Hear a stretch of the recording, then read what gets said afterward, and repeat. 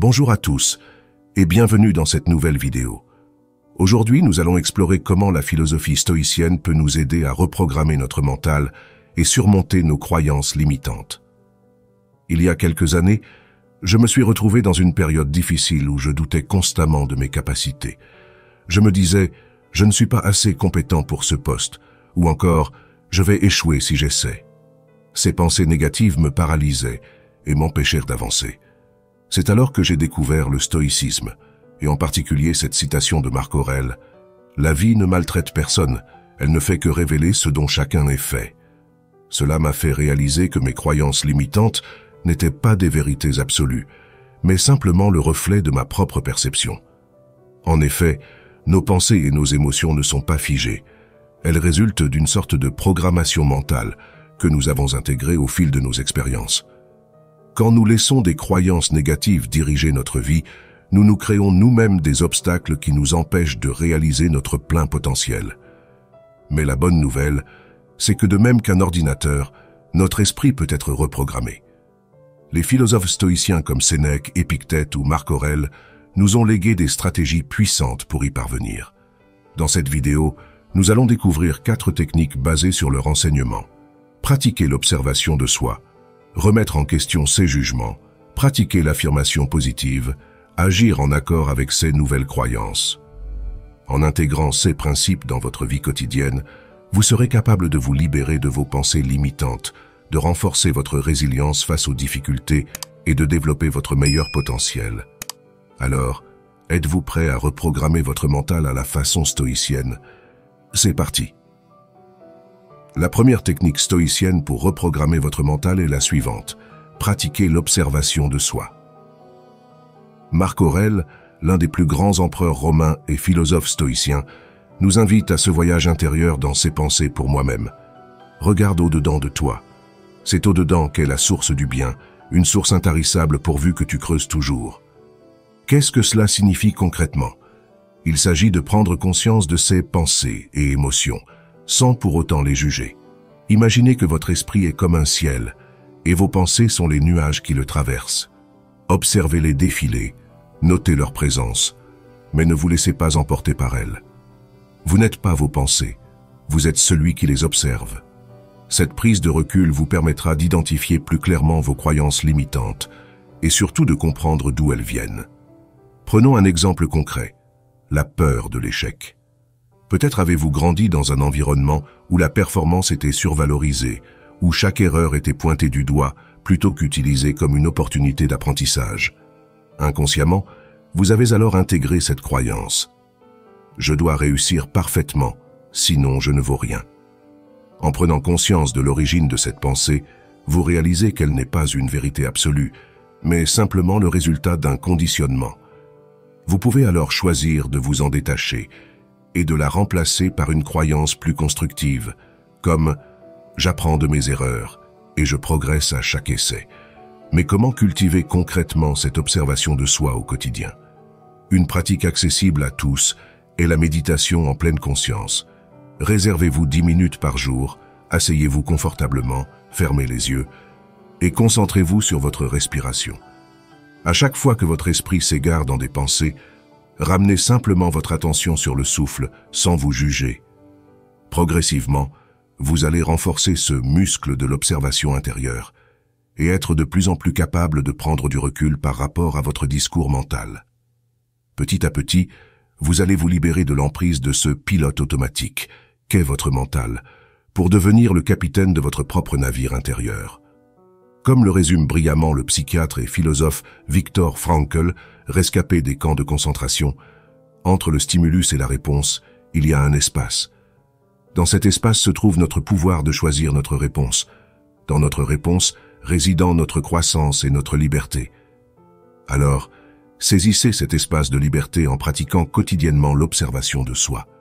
Dans la prochaine partie, nous explorerons la deuxième technique stoïcienne. Remettre en question ses jugements.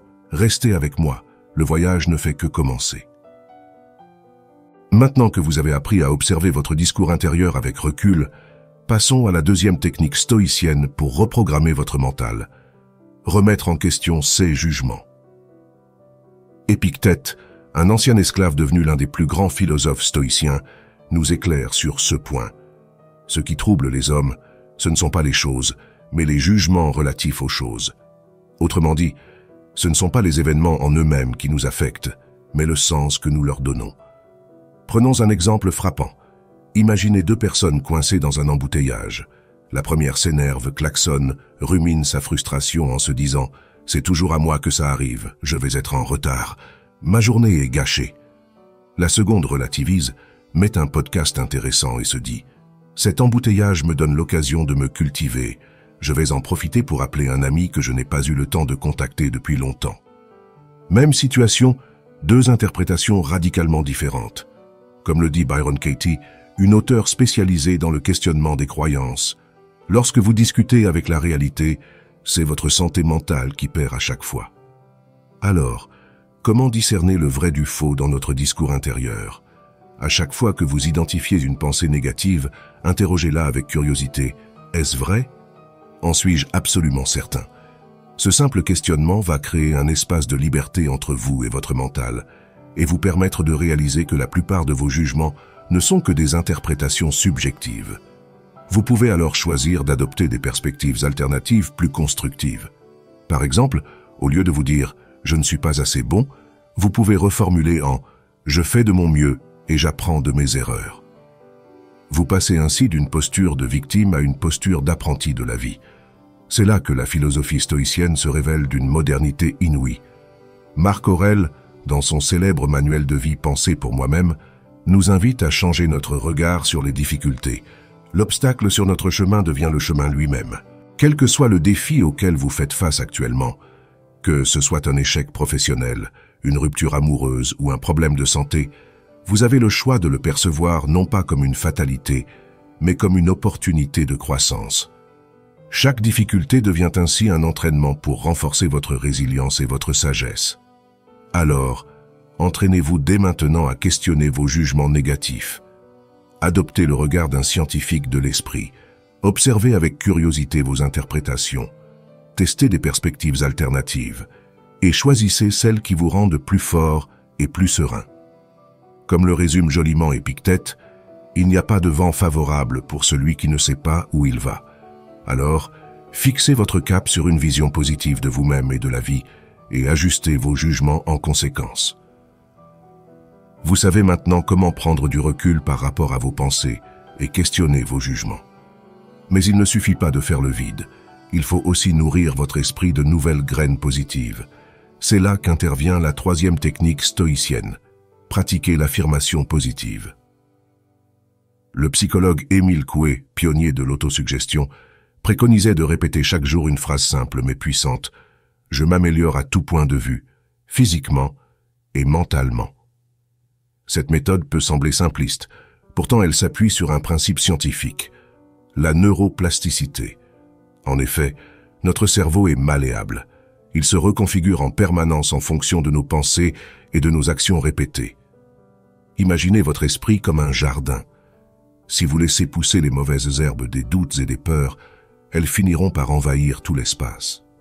Mais si vous les arrachez consciencieusement et que vous semez chaque jour les graines de pensée constructives, vous verrez fleurir peu à peu la confiance et la sérénité. Comment formuler des affirmations positives efficaces? Il y a 3 règles d'or. Premièrement, utilisez le temps présent, comme si votre objectif était déjà réalité. Deuxièmement, choisissez une phrase concise et précise, qui vous parle personnellement. Troisièmement, restez crédible et réaliste, sinon votre esprit risque de rejeter l'affirmation. Par exemple, au lieu de répéter machinalement « je suis millionnaire », dites plutôt « chaque jour, je développe mon intelligence financière et je m'ouvre à de nouvelles opportunités de création de richesse ». La nuance est subtile, mais votre subconscient adhérera beaucoup plus facilement à la seconde formulation. Je vous propose un exercice concret. Prenez une feuille et un stylo et écrivez 3 affirmations positives correspondant à vos 3 principaux objectifs de vie. Commencez chaque phrase par « je » et utilisez des verbes d'action dynamique. Par exemple, j'avance chaque jour vers une santé optimale en choisissant une alimentation vivante et une activité physique régulière qui me fait du bien. Relisez vos 3 affirmations à voix haute, matin et soir, et observez peu à peu les changements dans votre état d'esprit et dans votre vie. Pour booster la puissance de vos affirmations, associez-les à la visualisation.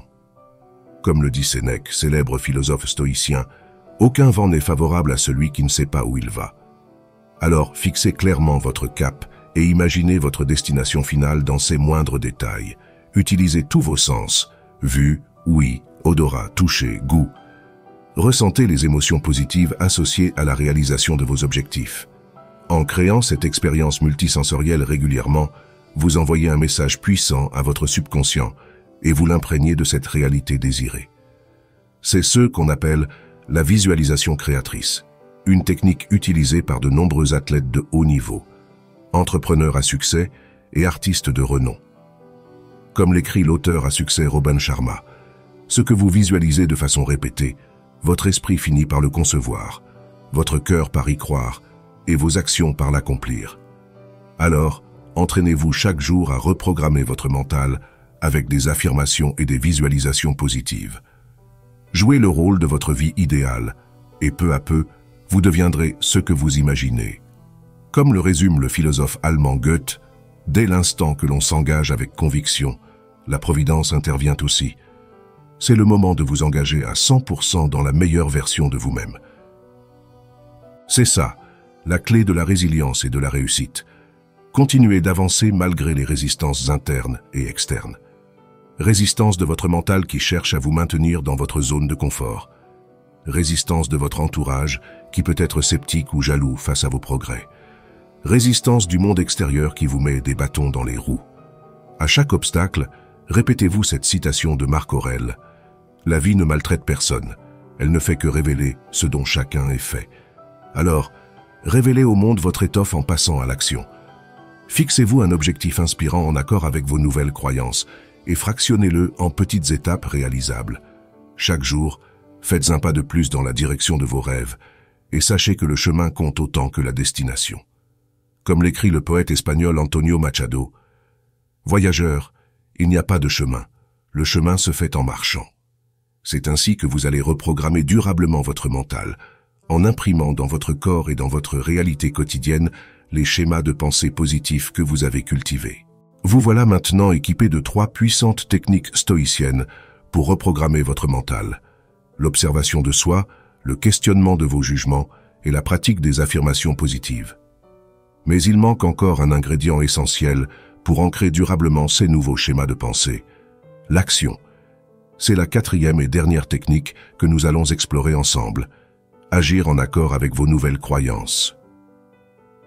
Comme le disait Aristote, ce n'est pas en lisant des traités sur le courage qu'on devient courageux, mais en posant des actes de bravoure au quotidien. De même, ce n'est pas en réfléchissant sur la confiance en soi qu'on la développe, mais en relevant des défis progressifs. Imaginez que vous souhaitez devenir un grand orateur, mais qu'une petite voix intérieure vous souffle « Tu n'es pas assez charismatique, tu vas te ridiculiser en public ». Si vous vous contentez de réfléchir, vous risquez de tourner en rond et de renforcer cette croyance limitante. Mais si vous décidez de passer à l'action en vous inscrivant à un club de débat, vous allez créer un cercle vertueux. Chaque prise de parole réussie va nourrir votre confiance et vous encourager à relever des défis de plus en plus stimulants. Bien sûr, le chemin vers le changement n'est pas une ligne droite. Il y aura des hauts et des bas, des victoires et des échecs.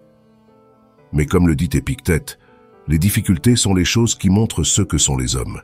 C'est dans l'adversité qu'on révèle sa véritable nature et qu'on forge son caractère. Alors, célébrez chaque réussite, même minime, et acceptez chaque revers comme un feedback précieux pour progresser. Prenez l'exemple de J.K. Rowling, l'auteur de la saga Harry Potter. Avant de connaître un succès planétaire, elle a essuyé pas moins de 12 refus de maisons d'édition. Elle aurait pu se décourager, se dire qu'elle n'avait pas de talent, et renoncer à son rêve.